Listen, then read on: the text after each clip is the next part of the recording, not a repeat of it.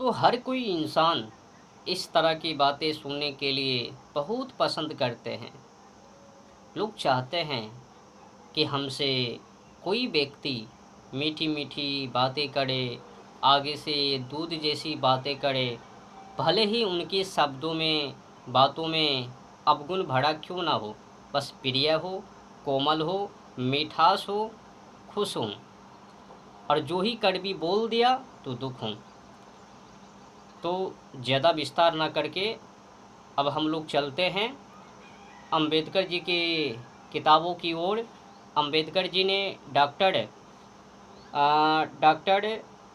Titus के शब्दों में, माने उनके किताबों को अध्ययन करके अंबेडकर जी ने जो अपने किताबों में उल्लेख किया है पाकिस्तान या भारत का विभाजन, तो बिना समय को गवाए सीधे विषय मुद्दे पर बातें करते हैं। तो अंबेडकर जी अपनी किताबों में लिख रहे हैं, विजेताओं ने भयंकर लूटपाट की। वहाँ के अधिकांश निवासी ब्राह्मण थे जिनके सिर मुड़े हुए थे, उन्हें मौत के घाट उतार दिया गया। बहुत भारी संख्या में पुस्तकें प्राप्त हुई परंतु उनके अर्थ स्पष्ट करने वाला कोई था ही नहीं, क्योंकि सभी लोग मारे गए थे, जबकि सारा किला और नगर ही अध्ययन का एक स्थान था। अब जब लोग बड़े बड़े विद्वान ब्राह्मण मारे ही गए तो फिर कैसे अर्थ जानबे। और हाँ, जितने भी चतुर्थाकार अंधभक्त कह रहे हैं कि उनने कुछ ऐसा किया ही नहीं, हम भाई भाई हैं, और आज जो सेकुलर हिंदू बन कर के भाई भाई कह रहे हैं, थोड़ा इतिहास को खोलने की ज़रूरत है, पढ़ने की ज़रूरत है। बिना पढ़े लिखे अनपढ़ गवार। तो अब अंबेडकर जी लिख रहे हैं अपने किताबों में, तो आगे क्या लिख रहे हैं ये भी जानिए। तो इस मुद्दे पर उपलब्ध साक्ष्य का सारांश प्रस्तुत करते हुए डॉक्टर टाइटस ने कहा है, मंदिरों के विध्वंस और प्रतिमाओं को अपवित्र किए जाने के पर्याप्त साक्ष्य उपलब्ध है। हम देख चुके हैं कि मोहम्मद बिन कासिम ने सिंध में बड़े योजनाबद्ध ढंग से विनाश की अपनी योजना को क्रियान्वित किया था, परंतु उसने राजस्व के मकसद से मुल्तान के एक सुप्रसिद्ध मंदिर को छोड़ दिया था, क्योंकि यह मंदिर तीर्थयात्रियों का आवास स्थल था जो प्रतिमा के सामने काफ़ी बड़ी मात्रा में उपहार समर्पित करते थे। साथ ही उसने जहां इस मंदिर को अपनी धन लोलुपता को संतुष्ट करने के लिए खड़ा रहने दिया, वही उसने गोमांस का एक टुकड़ा प्रतिमा की गर्दन में बांधकर अपनी द्वेष भावना को भी उजागर किया।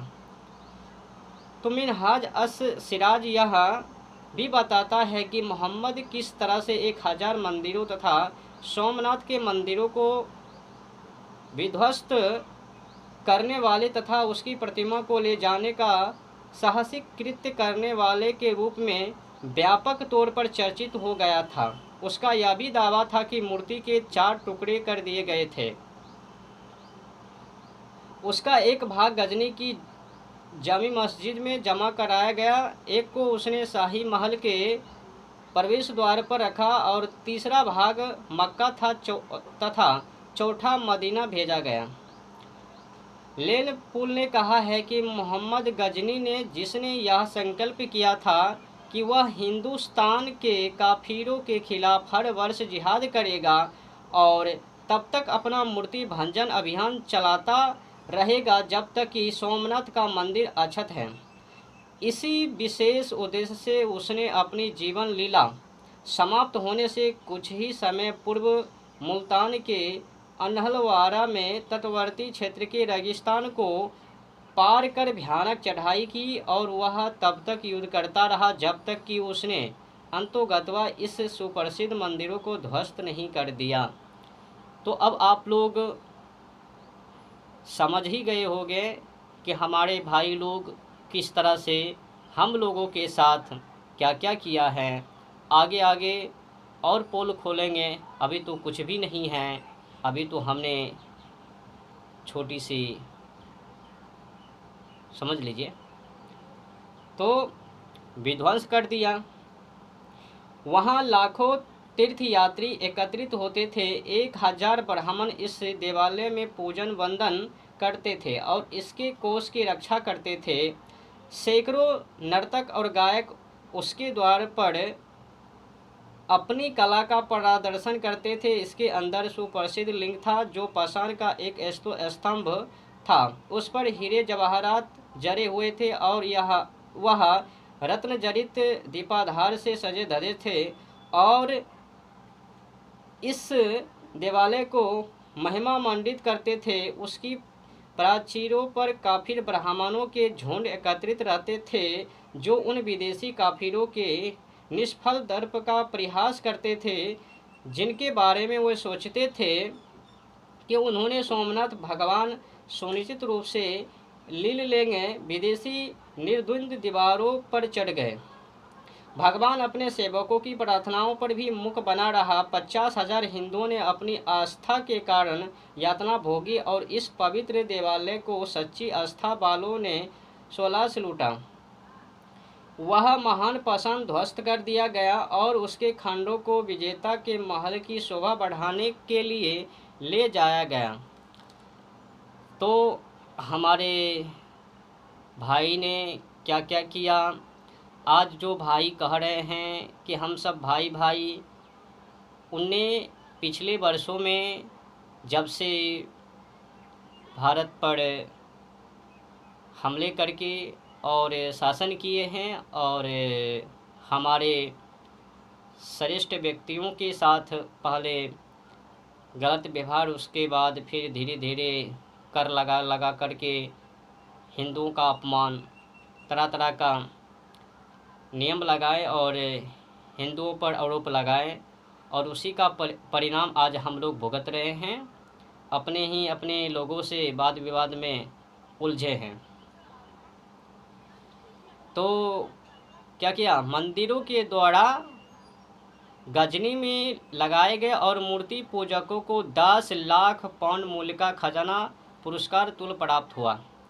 गजनी के मोहम्मद द्वारा किया गया कृत्य एक पावन परंपरा बन गया और उसके बाद के आक्रांताओं ने उसका निष्ठापूर्वक पालन किया। डॉक्टर टाइटस के शब्दों में, मोहम्मद गौरी ने, जो मोहम्मद गजनी का एक उत्साही उत्तराधिकारी था, अजमेर की विजय के दौरान मूर्तियों वाले मंदिरों के स्तंभों और आधारों को ध्वस्त किया और उसके स्थान पर मस्जिदें का निर्माण करवाया और मकतब बनवाए और इस्लाम के नियम और कानून की प्रथाएं तैयार कर उन्हें स्थापित किया। दिल्ली नगर और उसके आसपास के क्षेत्रों को मूर्तियों और मूर्ति पूजकों से मुक्त कर दिया और देव प्रतिमाओं के स्थान पर एक खुदा की इबादत करने वालों ने मस्जिदें खड़े कर दी। कहा जाता है कि कुतुबुद्दीन ऐबक ने भी लगभग 1000 मंदिरों को ध्वस्त कर उनके स्थान पर मस्जिदें खड़ी की थी। उसी लेखक का कहना है कि उसने जामा मस्जिद दिल्ली का निर्माण कराया और उसे उन मंदिरों से प्राप्त हुए स्वर्ण तथा पाषाणों से सजाया जिन्हें हाथियों द्वारा तोड़ा गया था। उसे उन शिलालेखों से भर दिया जिनमें कुरान के आदेश उत्कीर्ण थे। दिल्ली की इस मस्जिद के पूर्वी प्रवेश द्वार पर जो शिलालेख अंकित हैं उनमें यह बताया गया है कि इस मस्जिद के निर्माण में 27 मंदिरों की सामग्री का उपयोग किया गया था। जामा मस्जिद की कुतुबुद्दीन ऐबक द्वारा बनाई गई एक मीनार के मुकाबले अलाउद्दीन ने दूसरी मीनार बनाने के जोश में अमीर खुसरो के कथा अनुसार पहाड़ियों से खोदकर पत्थर ही नहीं निकाले अपितु सामग्री के लिए काफिरों के मंदिरों को भी तोड़ा। दक्षिण भारत की अपनी विजयों में भी अलाउद्दीन ने मंदिरों को उसी तरह तोड़ा जिस तरह उत्तर में उसके पूर्ववर्तियों ने तोड़ा था। सुल्तान फिरोज शाह ने अपने फातुहात में विस्तृत वर्णन करके यह बताया है कि उसने उन हिंदुओं के साथ किस तरह का व्यवहार किया जिन्होंने नए मंदिरों के बचाने का साहस किया था। जब उन्होंने पैगंबर के कानून के विरुद्ध, जिसमें यह घोषित किया गया कि यह सब सहन नहीं किया जाना चाहिए, शहर और उसके पास पड़ोस में ऐसा किया तो मैंने खुदाई निर्देशों के तहत इन इमारतों को ध्वस्त कर दिया। मैंने काफिरों के उन नेताओं को मार डाला और अन्य को कोड़े लगवाकर तब तक दंडित किया कि जब तक उस बुराई की पूरी तरह उन्मूलन नहीं हो गया जिसमें काफिर और मूर्ति पूजक मूर्तियों की पूजा करते थे।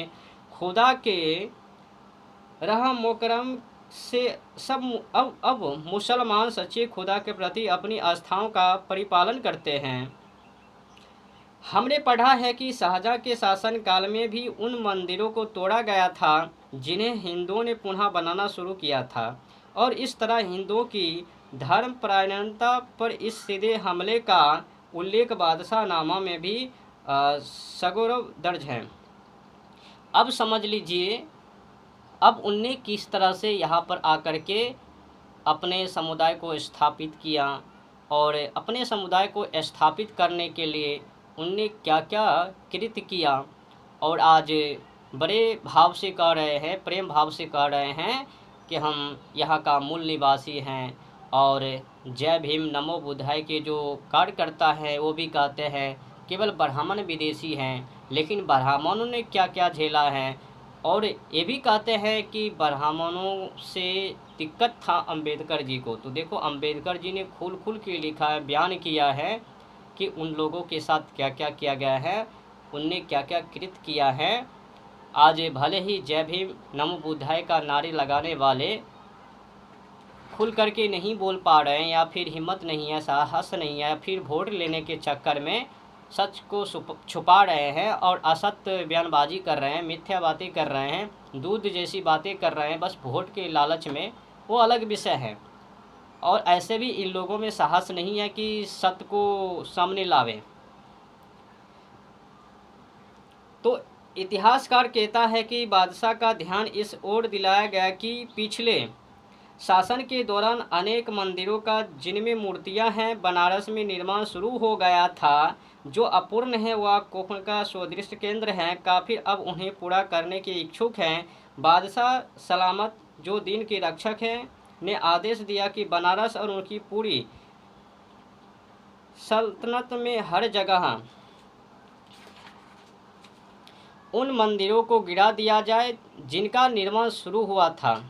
अब समझिए, जो हिंदुओं ने फिर से पुनः बनाने का प्रयास किया उनको भी गिरवाने का काम किया, और ज़मीनों को हड़पने का और जोर ज़बरदस्ती शासन करने का दुस्साहस भी किया। लेकिन आज जो सेकुलर हिंदू बिना पढ़े और अनपढ़ गवार होकर के जो भाषण कर रहे हैं, बकठोटी कर रहे हैं, और जिन्हें कभी बोलने का साहस नहीं किया, जिनके दादे परदादे ने बोलने का हिम्मत नहीं किया, वो आज कह रहे हैं हमने ये किया, हम ये हैं, हम वो हैं, तो अलग विषय है। तो इलाहाबाद प्रांत से यह सूचना मिली है कि बनारस जिले में 76 मंदिरों को गिराया गया है। मूर्ति पूजा को उखाड़ फेंकने का अंतिम प्रयास औरंगजेब के जिम्मे आया। मायाथीर ए आलमगीरी में हिंदू शिक्षा के उन्मूलन और उसके द्वारा मंदिरों का विध्वंस किए जाने का विस्तृत विवरण निम्नलिखित शब्दों में किया गया है। अप्रैल 1669 में औरंगजेब को यह ज्ञात हुआ कि थत्था, मुल्तान और बनारस प्रांतों, खासतौर पर अंतिम में मूर्ख ब्राह्मण अपनी पाठशालाओं में तुच्छ पुस्तकों की व्याख्याएं करते हैं, और शिष्य जिनमें मुसलमान और हिंदू दोनों हैं। अब जो लोग कह रहे हैं कि अन्य अन्य जो लोग हैं, इधर का हैं उधर के हैं, उनको पढ़ाने का काम नहीं करते थे, केवल उन्हीं लोग पढ़ रहे थे, तो यहाँ से वो जान लीजिए कि हर समुदाय के लोग पढ़ रहे थे और ब्राह्मण देवता पढ़ा रहे थे, लेकिन झूठ मूठ का इतिहास पढ़ने से वही न समझ में। तो लंबी दूरी तय कर वहाँ जाते हैं। परिणामतः दीन के निगहबान ने सभी प्रांतों के सूबेदारों को यह आदेश दिया कि वे काफिरों की पाठशालाओं और मंदिरों को निसंकोच गिरवा दे, और उन्हें यह काम भी सौंपा गया कि वे मूर्ति पूजा की शिखा और चलन को पूरी तरह रोक दे। तो पहचान ना हो सके तो शिखा, मुंडन, वेशभूषा सब पर पावन। कहता है हजारों हजार वर्षों तक उनने पानी पीने के लिए नहीं दिया, शिक्षा का अधिकार नहीं दिया। देख लो ना क्या क्या कर रहे थे और कौन करवा रहे थे। इसलिए मैंने कहा ना, इतिहास पढ़ो, सच्चाई को जानो। आज मैं अपने मन से इसलिए नहीं कह रहा हूँ कि आप लोगों को विश्वास नहीं। जब अंबेडकर जी की किताब को पढ़ के सुना रहा हूँ तो थोड़ा थोड़ा विश्वास हो ही जावे, है ना। हाँ, जब बड़े बड़े लोगों के किताबों से ये उल्लेख हों तो समझ में आता है ना।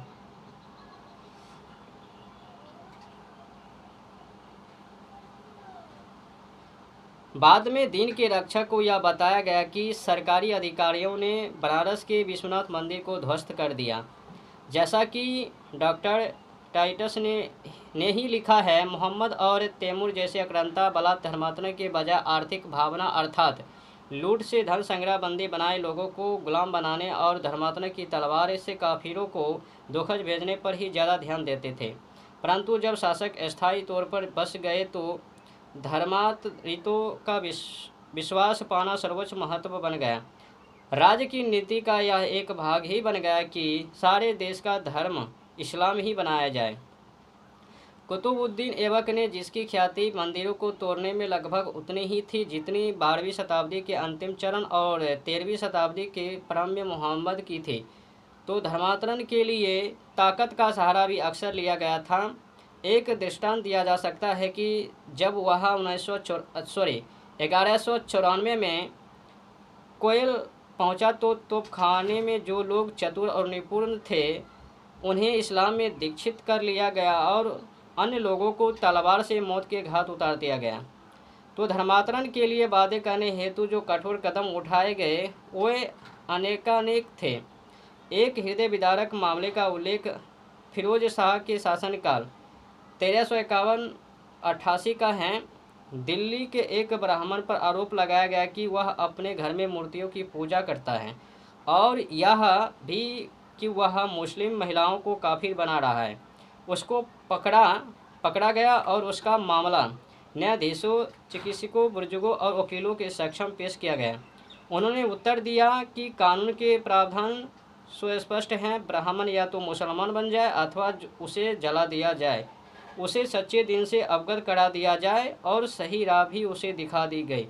परंतु उसने उसे मानने से इनकार कर दिया। परिणाम स्वरूप सुल्तान के आदेश से उसे जला दिया गया। और टिप्पणीकार ने लिखा है कि कानून और इंसाफ के प्रति सुल्तान के गहन लगाव को देखो कि किस तरह से वह उसके आदेशों से तनिक भी नहीं डिगते। अब समझिए किस तरह से अफवाह उड़ा करके श्रेष्ठ लोगों को फंसाने का काम और कानून के विरुद्ध जाकर के अन्याय करने का काम उन लोगों ने किया और अपनी जनसंख्या को बढ़ाने का भी बड़ा अंजाम दिया। और आज जो सेकुलर हिंदू हैं जो आँख मूंद करके अंधे हो करके बेवकूफ़ बन करके उनके चरण में जा रहे हैं और साथ रह रहे हैं, खा पी रहे हैं। तो मोहम्मद ने मंदिर ही नहीं तोड़े, अब तो जिन हिंदुओं पर उन्होंने विजय प्राप्त की थी उन्हें गुलाम बनाना भी उन्होंने अपनी नीति बना ली। डॉक्टर टाइटस के शब्दों में इस्लाम के भारत से संपर्क में आने की प्रारंभिक अवधि में ही न केवल काफिरों का संहार, उनके मंदिरों का विध्वंस ही किया गया, अपितु जैसा कि हमने देखा है कि पराजितों में से उन अनेक गुलाम भी बना लिए गए। इन आक्रमणों ने लूट के माल का सरदारों और सामान्य सैनिकों के बीच बंटवारा एक विशेष आकर्षण था। प्रतीत होता है कि मोहम्मद ने काफिरों के संहार, उनके मंदिरों और पुजारियों की संपदा की लूट को अपने हमलों का एक विशेष उद्देश्य बना लिया था।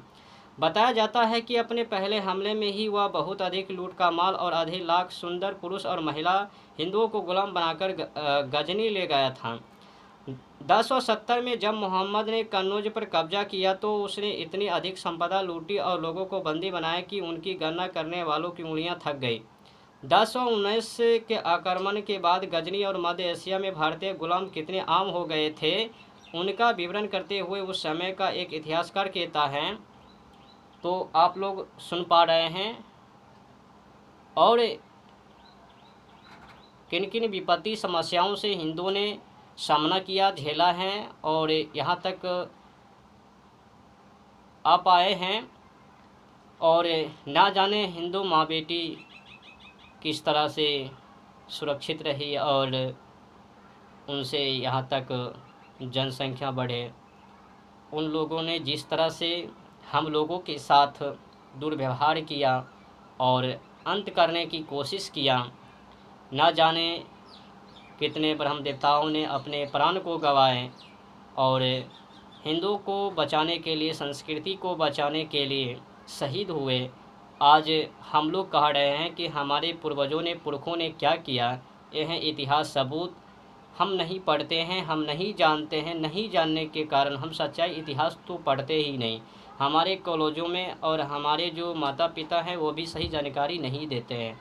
नहीं, सही जानकारी नहीं होने के कारण हम अपने पूर्वजों पुरखों के बारे में कुछ भी ज्ञात नहीं रखते हैं। नहीं ज्ञात होने के कारण लोग आते हैं और हमसे कुछ भी कह के चले जाते हैं और हमें मूर्ख बना करके, फुसला करके अपने ओर आकर्षित कर लेते हैं। और फिर हम लोग कहते हैं कि हमारे पूर्वजों ने, पुरखों ने क्या किया हम लोगों के लिए। बहुत कुछ किया है सज्जनों, बंधुओं, पढ़ो जानो। तो आगे जानते हैं कि उनने हम लोगों के साथ क्या क्या किया है।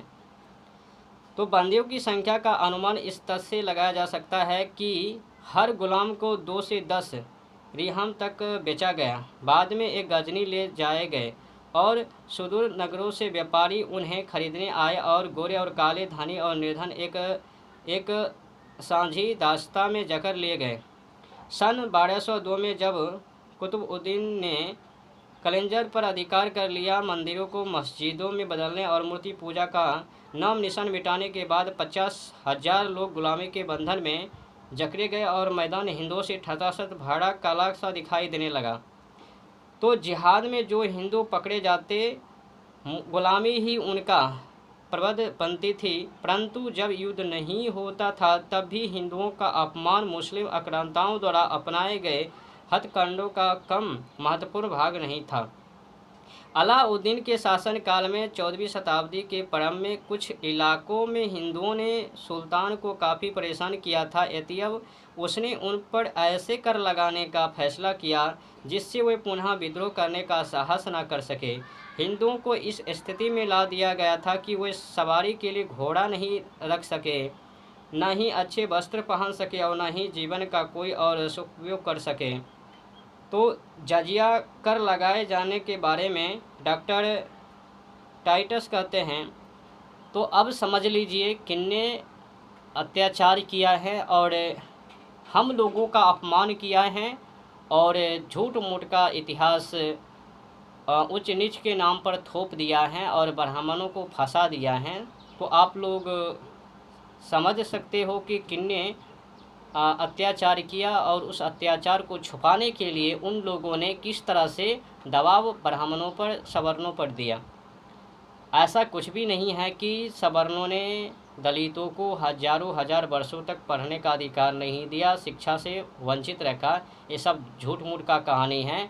इतिहास को खोलने से पता चलता है कि उनने नहीं किया बल्कि इन लोगों ने किया, बस अपने जनसंख्या को बढ़ाने के चक्कर लालच में।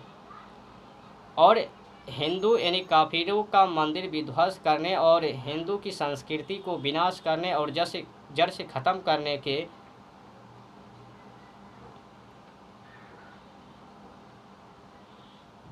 तो सन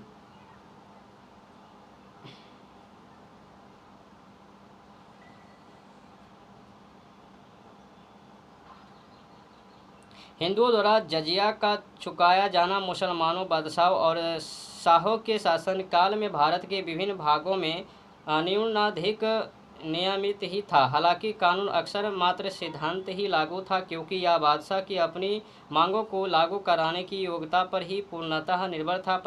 परंतु अंततः यह महान अकबर के शासनकाल के 9वें वर्ष में सारे मुगल साम्राज्य में हटा दिया गया, जबकि इससे पहले या 8 शताब्दियों में से भी अधिक तक भारत में मुस्लिम शासन का एक बुनियादी हिस्सा बना रहा था।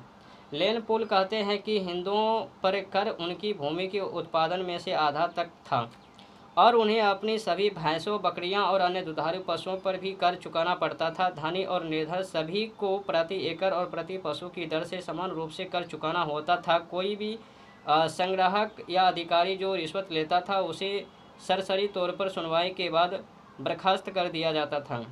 अब समझ लीजिए उन लोगों ने क्या क्या कर लगाया और किस तरह से शोषण किया, शोषण करने का प्रयास किया और वही शोषण को उलट पुलट करके ब्राह्मणों पर थोप दिया और ब्राह्मणों के द्वारा दलितों का शोषण कर लिया। शोषण कर रहे थे, हज़ारों हज़ार वर्षों तक पानी पीने के लिए नहीं दिया। अब देख लो उन लोगों ने किस तरह से दुधारू पशु पालन करने वाले या प्रति एकड़ जो खेती कर रहे थे उन पर किस तरह से तरह तरह का कर लगाए, और वो भी कठोर कर। क्या कर है? जजिया कर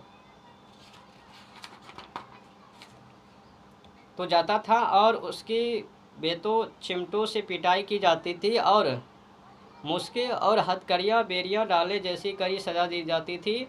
नए नियमों को कड़ाई से लागू किया जाता था ताकि एक राजस्व अधिकारी 20 विशिष्ट हिंदुओं को शिकंजे में कसकर उन पर घूसों से पढ़ाई करे और वसूली कर सके। किसी भी हिंदू घर में सोना अथवा चांदी तो क्या, सुपारी जिसे किसी खुशी के अवसर पर पेश किया जाता है तब भी दिखाई नहीं देती थी और असहाय बना दिए गए।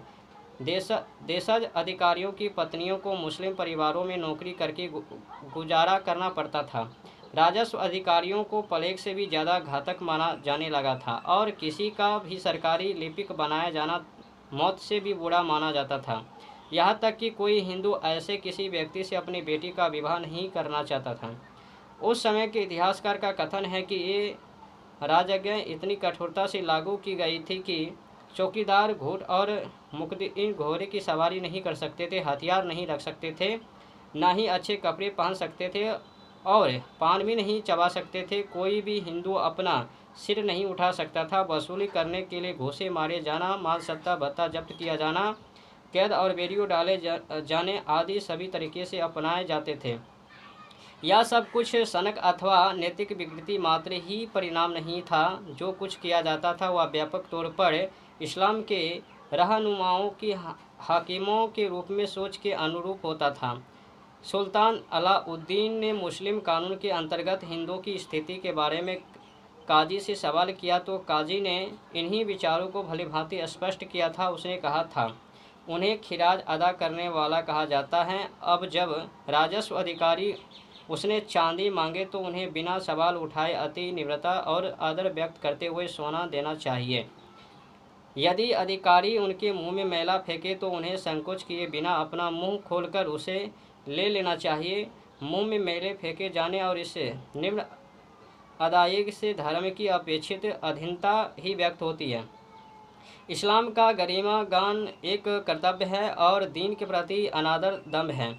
खुदा उनसे नफरत करता है और उसका कथन है कि उन्हें दास्ता में रखो। हिंदुओं को अपमानित करना खास तौर पर एक महजबी फर्ज है, क्योंकि वे पैगंबर के सर्वाधिक कट्टर दुश्मन हैं, और क्योंकि पैगंबर ने हमें उनका कत्ल करने, उन्हें लूटने और गुलाम बनाने का आदेश यह कहते हुए दिया है, उन्हें इस्लाम में दीक्षित करो अथवा मार डालो और उन्हें गुलाम बनाओ और उनकी धन संपदा को नष्ट कर दो। किसी अन्य धर्माचार्य ने नहीं, अपितु महान धर्माचार्य ने, जिसकी राह के हम अनुगामी हैं, हिंदुओं पर जजिया लगाए जाने की इजाज़त दी है। अन्य पंथों धर्माचार्य भी किसी अन्य विकल्प की नहीं, अपितु मौत या इस्लाम ही की अनुमति देते हैं। मोहम्मद गजनी के आने और अहमद शाह अब्दाली की वापसी के बीच जो 762 वर्षों की अवधि व्यतीत हुई उसकी यही कहानी है। तो अब समझ लीजिए, उन्हें मैला फेंकने का काम करे या चांदी मांगे या कुछ भी करे, माँ बेटी का इज्जत लूटे, दुर्व्यवहार करे, तो हिंदुओं को चाहिए खुशी खुशी से स्वीकार कर ले, और यही वो सब कुछ है।